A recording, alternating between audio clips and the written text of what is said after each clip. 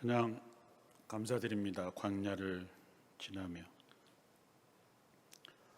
사자 새끼 한 마리가 아빠 사자에게 이렇게 물었습니다. 아빠, 왜 우리의 얼굴은 이렇게 험상궂게 생겼어요? 그러자 아빠 사자가 얘기합니다. 그것이야말로 우리가 동물의 왕이고 다른 동물들에게 무섭게 보이기 위해서 그런 거란다. 그런데 아빠, 우리는 왜 이렇게 발톱이 날카로워요? 그러자 아빠 사자가 얘기합니다. 그거야 다른 동물들을 한순간에 한 방에 잡아야 되기 때문에 그런 것이다.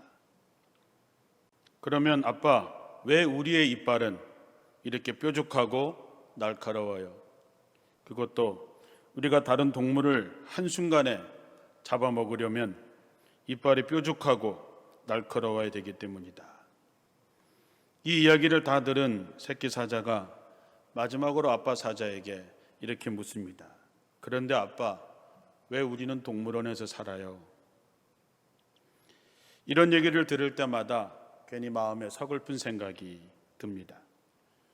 저는 개인적으로 동물원을 별로 좋아하지는 않습니다. 왜냐하면 동물들이 정말 있어야 할 곳에 있는 것이 아니기 때문입니다. 또 하나는 지금 우리들의 모습이 동물원에 갇혀서 다른 사람들에게 구경거리나 되고 있는 사자의 모습이 아닌가 생각되기 때문입니다.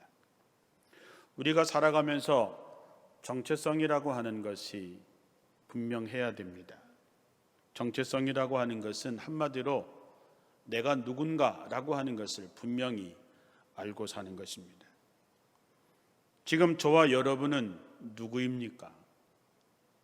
이런 질문에 우리는 하나님의 형상을 따라서 하나님의 모양대로 지음을 받은 하나님의 백성들입니다. 더 나아가서 우리는 하나님이 택하신 선택받은 사람들이죠. 그래서 우리는 언제 어디서나 우리는 하나님의 백성이라고 하는 것을 늘 마음에 갖고 있어야 되고, 그리고 그 이름에 걸맞는 삶을 살아야 됩니다. 그런데 많은 그리스도인들이 세상이라고 하는 울타리에 갇혀서 야성을 잃어버린 채 머리 하나로만 하나님의 자녀라고 생각하고 있을 뿐, 정작 하나님의 백성다운 그런 삶을 어떻게 살아야 하는지 모르는 채 있는 경우가 너무 많다라고 하는 것이죠. 그저 세상에서 잘 먹고 잘 사는 것에 만족하며 구원받은 것으로 만족하면서 살아가고 있습니다. 마치 새장 속에 갇혀있는 독수리처럼, 동물원에 갇혀있는 사자처럼 그렇게 살아가는 것이죠. 우리가 세상의 빛과 소금으로 살아가려면 우리는 세상 사람들과 분명히 달라야 됩니다. 우리가 그들과 다른 것을 보여줄 때에 세상 사람들은 반응을 하고 거기에 감동을 하게 되어져 있습니다. 감동이 없으면 어떤 역사도 나타나지 않습니다. 그리스도인이 그리스도인다울 때 세상은 우리에게 다가올 것이고, 그리고 세상은 감동을 받고 세상은 변화되는 것이죠. 이것을 오늘 예배를 시작하는 우리들의 마음속에 분명히 새겼으면 합니다. 올해는 신축년 소의 해입니다. 60간지 중에 38번째 해라고 하죠. 그래서 올해는 소 중에서도 하얀 소의 해라고 얘기합니다. 소의 해를 맞이하면서 성경 속에 나오는 소의 이야기 중에서 오늘은 사무엘상 6장에 나오는 하나님의 법궤를 메고 베세메스로 향해 걸어갔던 두 마리의 암소들을 묵상하면서 그 이야기 속에 담겨져 있는 하나님의 뜻을 여러분에게 전해드리겠습니다. 그러기 위해서 우리는 이 사건이 왜 발생을 했는지, 왜 생겼는지를 알아야 됩니다. 왜냐하면 그 사건 속의 이야기는 오늘 살아가고 있는 우리들의 이야기고, 우리들의 삶에서 이 말씀을 통해서 답을 찾을 수 있기 때문입니다. 그 당시에 이스라엘의 영적인 상태는 한마디로 엉망진창이었습니다. 모양과 형식만 남아있지 경건의 능력을 완전히 잃어버린 상태였습니다. 이 두 가지 상태를 사무엘상 3장에 두 가지로 지적을 하고 있습니다. 하나는 사무엘상 3장 1절에 보면 어린 사무엘이 엘리 밑에서 여호와를 섬기고 있을 당시에 여호와의 말씀을 듣기가 매우 힘들었고 환상을 보는 일이 거의 없었다 그랬습니다. 이거는 그 당시에 영적인 상태를 말하는 것이죠. 하나님의 말씀을 듣기가 참 어려웠고 하나님의 역사에 환상을 보는 일이 거의 없었다는 것이죠. 하나님의 말씀으로부터 멀어져 있는 상태입니다. 또 하나는 당시 엘리 제사장과 엘리 제사장의 아들이었던 홈리와 비느하스가 예배를 완전히 망가뜨립니다. 온전한 예배를 드리지 못하게 하고 죄악을 저지르게 돼서 예배가 무너집니다. 그때 하나님께서 이렇게 사무엘에게 말씀합니다. 사무엘상 3장 11절에 보면 그때 여호와께서 사무엘에게 이렇게 말씀하셨다. 나는 이스라엘 사람들이 듣고 깜짝 놀랄 만한 일을 지금 행하려고 한다. 내가 엘리의 집안에 대하여 경고한 그 모든 일을 처음부터 끝까지 다 실행하고야 말겠다. 나는 엘리의 아들들이 행하는 악에 대해서 그 가족을 영원히 심판하겠다고 그에게 말해 주었으나 그는 자기 아들들이 저주받을 짓을 계속하는 것을 보고도 그것을 제지하지 않았다. 그래서 나는 엘리 집안의 죄가 제물이나 예물로서는 절대로 용서받지 못할 것이라고 그에게 선언하였다. 하나님께서 엘리 제사장에게 경고했습니다. 엘리 제사장의 아들이었던 홈리와 비느하스가 저지른 죄악에 대해서 경고했습니다. 그럼에도 불구하고 그들은 돌이키지 않았습니다. 그래서 하나님께서 이스라엘 사람들이 듣고 깜짝 놀랄 만한 일을 행하시겠다 한 거죠. 심은 대로 행한 대로 책임을 져야 하는 것이 우리들의 모습입니다. 우리가 무엇을 심든지 그대로 거두고 무엇을 행한 대로 갚으신다고 하는 하나님의 말씀이 이루어지는 것이죠. 그 깜짝 놀랄 만한 놀라운 일이 4장에서 벌어지게 되는데 그것은 이스라엘과 블레셋이 전쟁을 하게 됩니다. 치열한 전투 끝에 뜻밖에도 이스라엘 백성들이 4천 명이나 죽는 전사자를 남기면서 결국 후퇴를 하게 됩니다. 전쟁의 지자 이스라엘의 지도자들이 모여서 왜 하나님께서 오늘 우리에게 블레셋 사람들에게 패하게 했을까? 실로에 가서 여호와의 법궤를 가지고 오자 우리가 그 법궤를 메고 전쟁터에 나가기만 하면 하나님께서 분명히 저 블레셋 사람들의 손에서 우리를 구원하실 것이다. 그리고 그들은 실로에 사람을 보내서 여호와의 법궤를 메고 오는데 그때 엘리의 두 아들 홈리와 비느하스도 제사장 자격으로 그 법궤와 함께 오게 됩니다. 여호와의 법궤가 이스라엘의 군 진영에 도착을 하자 사람들은 너무 좋아서 땅을 울릴 만큼 함성을 지르게 됩니다. 그러나 그 여호와의 법궤를 메고 나간 싸움에서 이스라엘은 더 참혹하게 블레셋에게 패하고 3만 명의 전사자들을 내게 됩니다. 더 나아가서 여호와의 법궤도 블레셋 사람들에게 빼앗겼을 뿐만 아니라 홈리와 비느하스도 죽임을 당하게 됩니다. 자, 이스라엘 백성들에게 하나님의 법궤라고 하는 것은 어떤 의미가 있을까? 우리가 잘 알다시피 이스라엘 백성들이 어디를 가든지 언제나 하나님의 법궤를 중심으로 그들은 움직였습니다. 하나님의 법궤를 메고 갈 때마다 하나님의 능력이, 하나님의 임재가 그 가운데 나타나서 여호와의 법궤를 메고 나갈 때마다 수많은 기적들, 전쟁에서 승리하고 기적의 중심에 하나님의 법궤가 늘 있었지요. 그런데 이번에는 전쟁에서 패했을 뿐만 아니라 3만 명이나 되는 사람들이 죽고 더 충격적인 것은 블레셋 사람들에게 하나님의 법궤마저도 빼앗기고 말았다는 것이죠. 이것은 이스라엘 사람들에게 있어서 엄청난 충격적인 일이었습니다. 무엇이 문제였을까? 왜 하나님의 영광이 이스라엘 사람들을 떠났을까? 이스라엘의 지도자들은 싸움에서 진 이유나 원인은 분석하지 않았습니다. 왜 이런 일이 생겼는지, 왜 우리가 전쟁에서 졌는지 그것을 돌아보는 것이 아니라 하나님의 법궤만 오면 이길 수 있다라고 생각했다가 더욱 큰 참패를 당하게 된 것이지요. 정말 이스라엘 백성들에게 정말 깜짝 놀랄 만한 일이 벌어진 것이지요. 사랑하는 성도 여러분, 법궤는 상징이지 하나님이 아닙니다. 우리가 이 앞에 있는 십자가는 그리스도를 상징하는 것이지 예수 그리스도는 아닙니다. 다시 말하면 하나님과 멀어진 사람들에게는 하나님의 역사가 나타나지 않습니다. 아니, 심판이 있을 뿐이지요. 당시에 이스라엘의 영적인 상황은 하나님의 말씀을 듣기가 어려웠습니다. 이 말은 엘리 제사장, 당시 제사장들에게 하나님의 말씀이 임하지 않았다는 것이지요. 그렇기 때문에 저들은 하나님의 보여주시는 환상도 참으로 희귀했다 그랬습니다. 오죽했으면 어린 사무엘에게 하나님의 말씀이 임했을까요? 엘리 제사장의 집안의 부패와 타락은 이스라엘의 영적인 무기력을 만들게 됩니다. 하나님을 경외함이 사라졌습니다. 그러자 능력이 떠나버리고 형식만 남아있게 된 것이지요.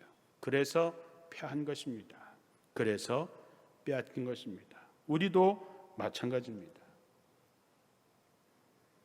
우리가 언제적 얘기, 과거에 지난 날에 그 뜨거웠던 때 그 환상을 갖고 살아가서는 안 됩니다. 지금 내가 하나님과의 나와의 관계가 과연 어떠한가?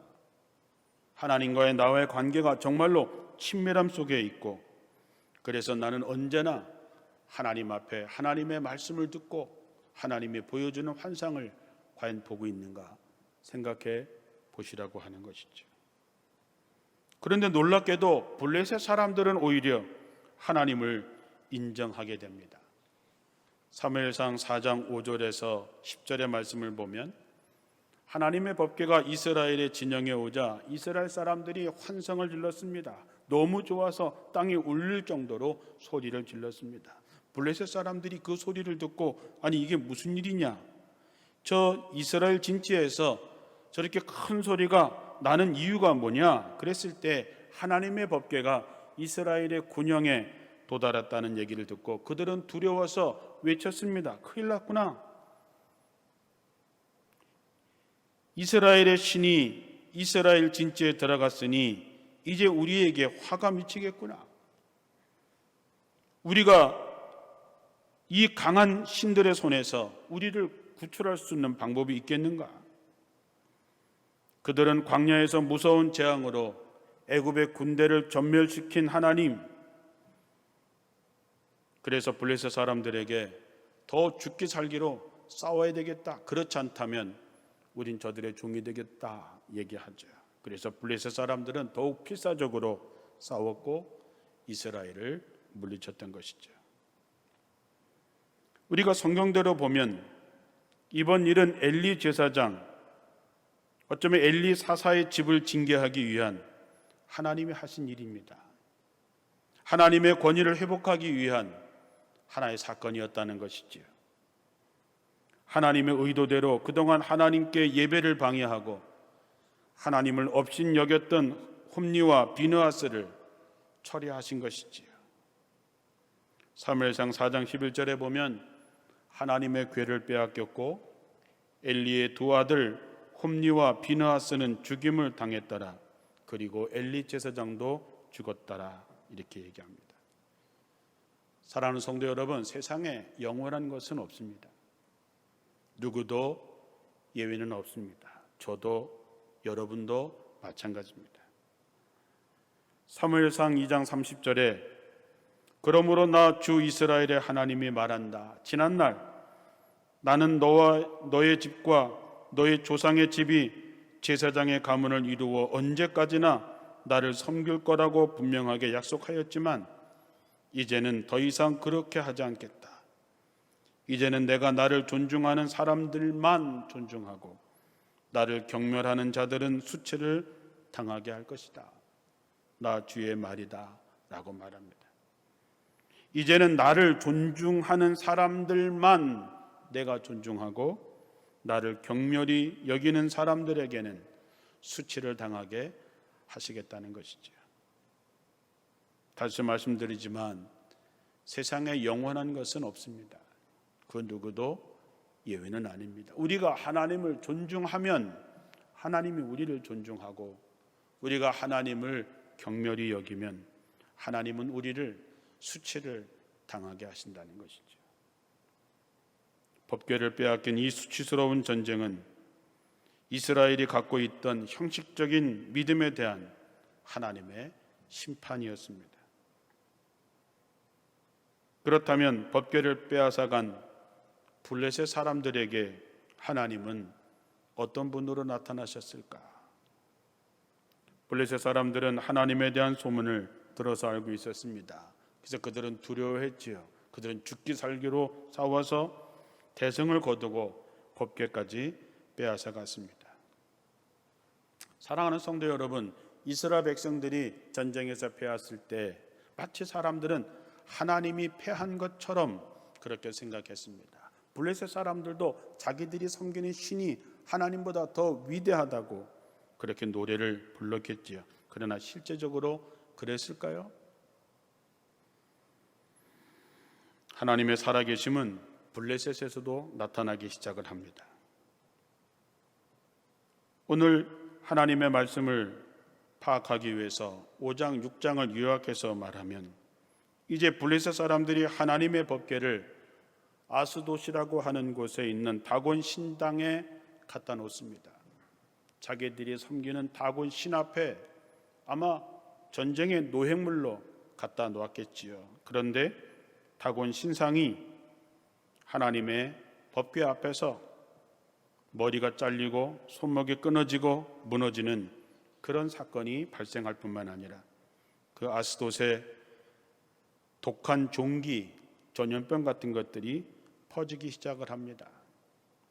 이에 놀란 사람들이 하나님의 법궤를 가드라고 하는 것으로 옮겼는데 그 가드라고 하는 성읍 사람들에게도 심한 종기가 생겨서 이제 다시 그것을 가드 사람들이 에그론이라고 하는 곳으로 보냈는데 바로 그곳 사람들에게도 전염병같이 독한 종기가 퍼지기 시작합니다. 얼마나 그게 심했냐 하면 사무엘상 5장 12절에 보면 그 성에 있는 모든 사람들이 너무 아파서 소리를 지르는데 하늘에 사무쳤다 그랬습니다. 결국 견디지 못한 블레셋 사람들은 하나님의 법궤를 이스라엘로 다시 돌려보내기로 결정을 합니다. 그리고 오늘 읽은 우리 본문의 말씀이 이제 그 말씀이 되는 것이지요. 하나님의 법궤, 자기들의 빼앗겼던 그 법궤를 베세메스라고 하는 이스라엘로 돌려보내는 장면이 오늘의 말씀인 것이지요. 그런데 블레셋의 제사장들과 블레셋의 점쟁이들이 이렇게 제안을 합니다. 법궤에다가 수레의 법궤를 태워서 보내게 됐을 때 금으로 악성 종기 모양, 자기들에게 났던 그 종기 모양 형상을 5개, 쥐의 형상 5개를 만들어서 하나님께 속건 제물로 바치자라고 얘기합니다. 속건 제물이라고 하는 것은 자신의 행위로 지은 죄의 문제를 해결하기 위해서 바쳐지는 제물을 말하죠. 그런데 법궤를 돌려보내는데 어떻게 돌려보내느냐? 멍에를 매본 적이 없는 젖을 빠는 새끼가 달린 어미 암소 2마리를 수레에 끌게 합니다. 물론 송아지는 따라가지 못하게 하고 송아지는 집으로 돌려보내지요. 우리가 여기서 짚고 가야 될 몇 가지 문제가 있습니다. 이 사람들이 왜 이렇게 했을까? 멍에를 전혀 메어본 적이 없는 소가 과연 수레를 끌 수 있을까? 우리도 시골에서 일소를 만들기 위해서 송아지에서 조금 더 자라면 코를 뚫고, 그리고 농사 짓는 농한 때가 되기 전에 소 등에다가 타이어를 매달아서 일하는 훈련을 시켜야만이 멍에를 맬 수 있는데, 멍에를 한 번도 매지 않은 그 암소, 그것도 한 마리가 아니라 두 마리를 끌고 가게 할 수 있을까? 강제로 떨어지게 된 새끼들이 구슬피 우는 소리가 뒤에서 들리는 상황에서 과연 그 어미소들이 한 마리가 아니라 두 마리가 보조를 맞춰서 수레를 끌고 앞으로 갈 수 있을까? 더군다나 한 번도 가보지 못한 낯선 그 길을 안내자도 없이 소들이 스스로 알아서 벳세메스로 향해서 곧장 가야 하는데, 그것이 과연 가능한 일인가 하는 것이죠. 왜 블레셋의 제사장들과 점장이들이 왜 이런 제안을 했을까? 왜 이런 불가능한 방법을 택했을까? 그것은 블레셋 사람들은 자신들에게 임했던 이 재앙이 하나님이 내린 거라고 생각하지만 그것을 인정하고 싶지 않았습니다. 자신들에게 패한 이스라엘 사람들이 섬기는 그 하나님이 그런 강력한 능력이 있다고 하는 것을 믿기 싫었던 것이죠. 그래서 그 사람들은 할 수 없이 여호와의 법궤를 이스라엘로 보내긴 보내는데, 자기들에게 임했던 이 재앙이 정말 하나님으로부터 온 것인지 아니면 우연히 생긴 것인지를 확인하고 싶었던 것이죠. 그래서 그들이 불가능한 제안을 했던 것이죠. 만일 젖먹이를 데리고 있는 이 두 마리의 암소가 스스로 알아서 수레를 끌고 벳세메스라고 하는 곳으로 가게 되면 이 큰 재앙이 이스라엘의 여호와 하나님이 내린 것이 분명하고, 만약에 그렇지 못한다면 그것은 우연의 일치라고 생각하겠다고 하는 것이죠. 이 사건이 어떻게 진행이 됐을까요? 놀랍게도 이 두 마리의 어미소는 벳세메스의 길을 똑바로 가게 됩니다. 길을 가면서 울었다 그랬습니다. 아마 뒤에 자기를 찾는 송아지들의 울음소리를 듣고 이 어미소들도 함께 울었습니다. 그러나 놀랍게도 그들은 돌아서지 않았습니다. 좌로나 우로나 치우치지 않고 그들은 곧장 벳세메스로 가서 큰 바위가 있는 곳에 가서 멈추어 서게 됩니다. 기적 같은 일이 일어난 것이죠. 말도 안 되는 일이 일어난 것입니다. 하나님의 법궤가 돌아온 것을 기뻐하는 이스라엘 사람들이 수레를 패서 어미소를 잡아서 번제를 드리는 것으로 이 이야기가 정리가 됩니다. 그리고 벳세메스 경계까지 어미소를 따라왔던 블레셋의 방백들 5명은 일어났던 모든 일을 목격하고 에그론으로 돌아갔다 했습니다. 그들이 내린 결론이 무엇이었을까요? 두말할 것도 없이 그들에게 임했던 모든 재앙은 이스라엘의 하나님이 내린 것이 분명하다라고 하는 결론을 내린 것이죠. 이렇게 블레셋 사람들에게도 하나님의 위대하심이 알려지게 된 것입니다. 이스라엘의 하나님은 자기 백성을 애굽에서 건져내신 분뿐만 아니라 블레셋 사람들에게 독한 종기를 내리신 분이고 다곤 신을 굴복시킨 분입니다. 바로 사무엘상에서는 바로 이것을 우리에게 전하고자 하는 것이죠. 이스라엘이 블레셋과의 전쟁에서 비록 패했지만 그들이 섬기는 하나님은 강하고 위대하신 분이라고 하는 것을 우리에게 알려주고 있는 것입니다. 우리가 다시 한번 짚고 넘어가야 될 것은 왜 이스라엘이 전쟁에서 졌는가 하는 것입니다. 왜 법궤를 갖고 왔음에도 불구하고 왜 전쟁에서 패했을까? 하나님이 다른 민족들이 섬기는 신들보다 약했기 때문일까요? 아니죠. 그럼 무엇일까요? 이스라엘 백성들이 하나님을 거역했기 때문입니다. 하나님으로부터 멀어졌기 때문입니다. 그들의 죄악 때문입니다. 그래서 하나님은 주변 나라 블레셋을 심판의 도구로 사용해서 범죄한 자기 백성들을 벌하신 것이죠. 이스라엘의 죄가 하나님 앞에서 어느 정도였냐 하면 하나님을 섬기는 제사장이 타락했습니다. 지도자들이 예배를 무너뜨렸습니다. 제사장이 제사를 멸시했습니다. 이스라엘 백성들이 하나님을 존중하지 않았습니다. 하나님의 말씀이 희귀해서 각각 자기의 소견대로 살았습니다. 말씀을 듣지 못하니까 사람들이 자기 생각대로 사는 것이지요. 그러니 쌓이고 쌓인 것이 무엇이었겠어요? 죄였습니다. 쌓여서 넘친 죄가 결국 하나님의 심판을 부른 것이지요. 문제는 죄를 회개하고 돌이켜야 하는데 이런 것은 하지 않고 하나님의 법궤만 있으면 전쟁에서 이긴다고 잘못 생각했기 때문이죠. 코로나로 참 어려울 때입니다. 코로나도 결국 인간의 욕심이 만들어낸 죄의 결과입니다.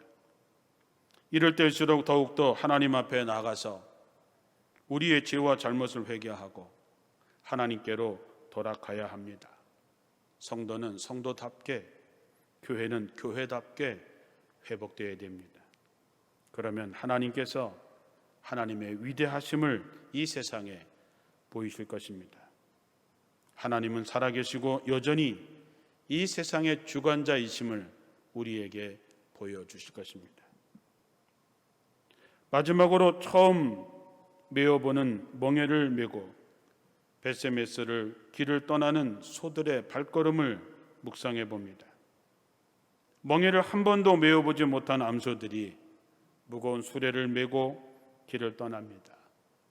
송아지들은 집에 누워서 송아지 우는 소리가 처량하게 들리는 가운데 12절 말씀을 보면 암소들도 소리를 내서 웁니다. 얼마나 가슴이 찢어졌겠습니까? 그러나 암소들은 벳세메스로 향하는 그 길에서 좌로나 우로나 치우치지 않고 똑바로 벳세메스를 향해서 갑니다.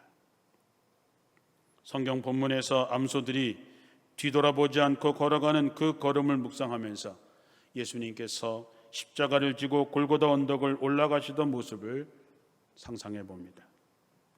아무런 죄도 없으신 예수님께서 우리를 위해서 고난의 길을 묵묵히 걸어가는 그 모습 말입니다. 그 예수님께서 오늘 우리에게 말씀하십니다.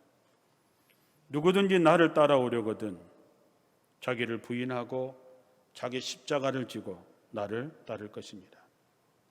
오늘 벳세메스를 향해서 걸어가는 암소들의 모습 속에서 코로나로 어려운 세상에서 하나님의 자녀로 살아야 하는 우리들에게 주시는 본문의 교훈은 과연 무엇일까요? 우린 지난주에 모세를 대신해서 지도자로 세움을 받았던 여호수아에게 하셨던 하나님의 말씀을 들었습니다. 하나님께서 여호수아에게 이렇게 말씀하셨습니다. 오직 강하고 극히 담대하여 나의 종 모세가 내게 명령한 그 율법을 다 지켜 행하고 우로나 좌로나 치우치지 말라. 그리하면 어디로 가든지 형통하리니. 하나님께서 이렇게 여호수아에게 말씀하신 것이지요. 좌로나 우로나 치우치지 말고 똑바로 가라고 하는 것이지요.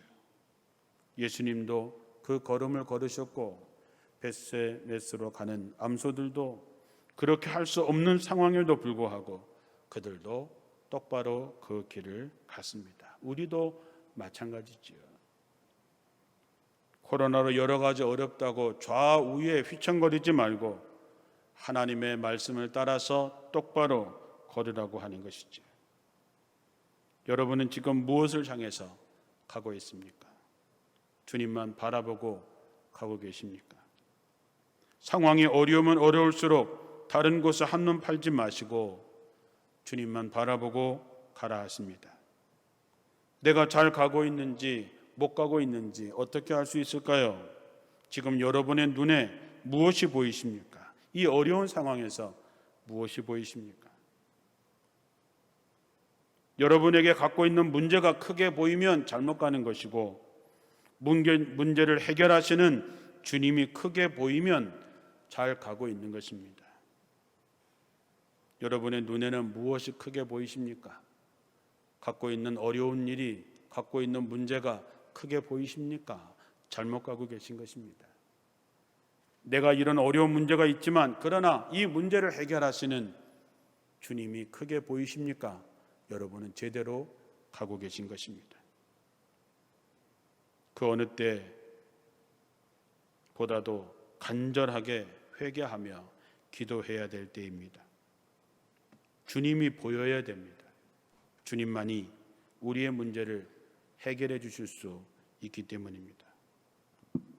두 마리의 암소는 한 번도 멍에를 매본 적이 없습니다. 그들은 어린 자식들을 두고도 벳세메스를 향해서 잘 갔습니다. 더군다나 이 암소들이 기다리고 있는 것은 칭찬이 아니라 죽음이었습니다. 죽음도 그냥 죽음이 아니라 각을 떠서 하나님께 불살라 드리는 번제물로 쓰여졌습니다. 인간적으로 생각하면 이 암소들의 죽음은 참으로 억울하고 어이가 없는 것 같지만 그러나 영적으로 볼 때 이보다 더 큰 영광은 없습니다. 하나님을 위해서 쓰임을 받고 하나님께 온전히 드려줄 수 있었다는 것이야말로 큰 영광이 아닐 수 없습니다.